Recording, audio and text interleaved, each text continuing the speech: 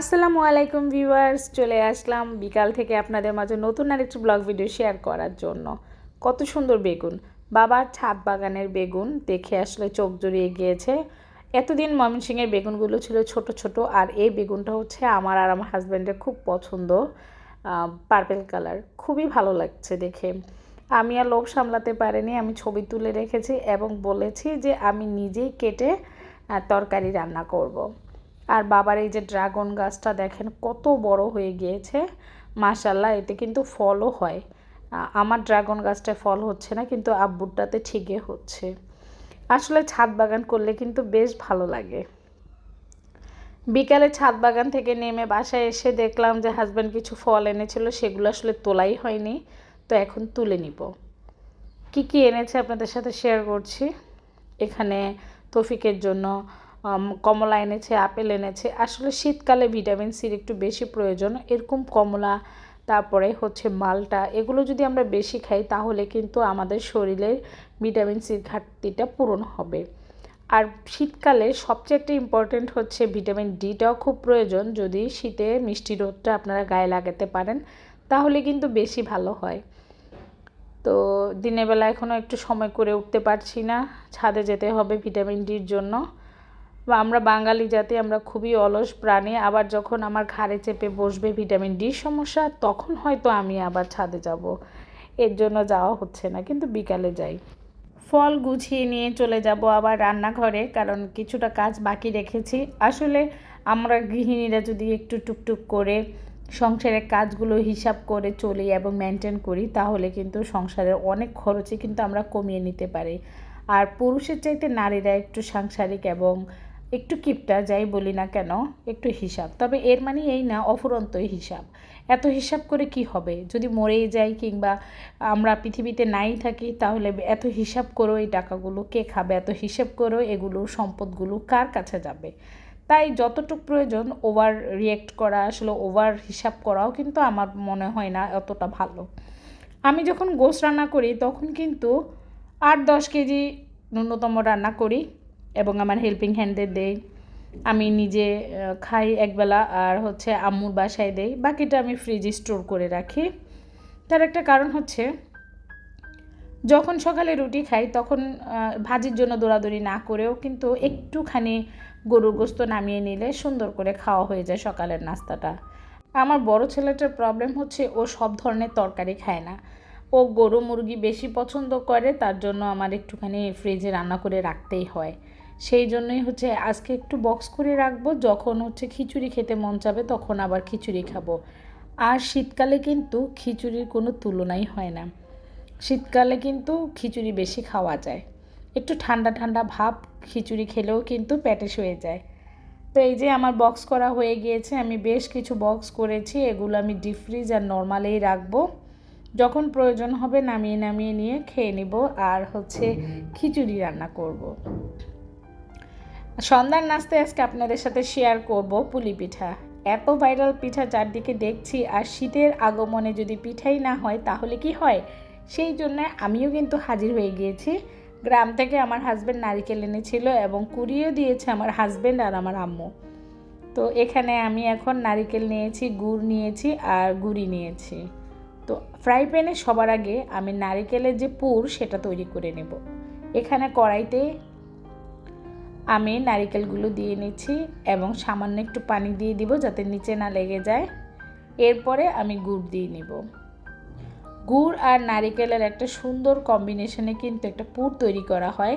নোয়াখালীতে এই পিঠাটার নাম অনেকেই বলে পাঁচ পিঠা, তো অনেকেই আবার বলে পুলি পিঠা। যাই হোক, পুলি পিঠাটা আমার কাছে খুবই ভালো লাগে। তো আমার ফ্যামিলিতে আমার মেয়ে, আমার হাজব্যান্ড এই পুলি পিঠার ভক্ত।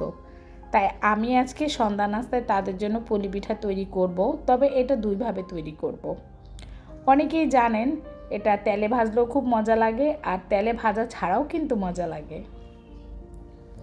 এখানে আমি নারকেল আর গুড় ভালো মতো করে মিশিয়ে নিচ্ছি। এর সাথে যুক্ত করব সামান্য একটা এলাচ কিংবা একটা লবঙ্গ, এক টুকরো দারচিনি। বেশি মশলা দিতে যাব না, এতে করে গন্ধটা কেমন জানি আসবে।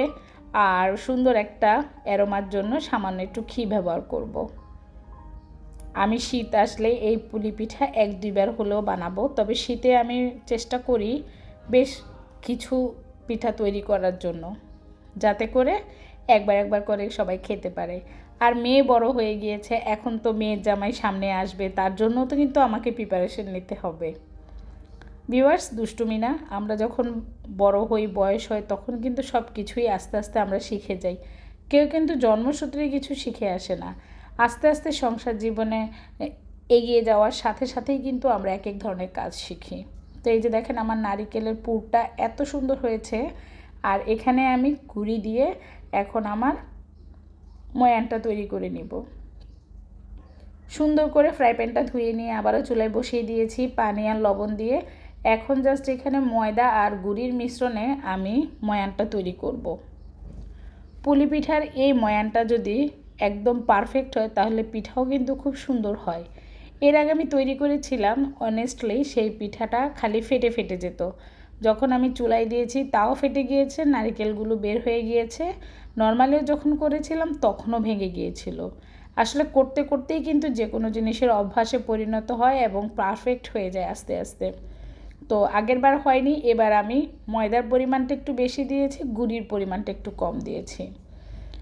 5 মিনিট রেখে দিয়েছি, ঠান্ডা হয়েছে। এরপরে একটু গরম গরম অবস্থায় ভালো মতো করে মতে নিচ্ছি।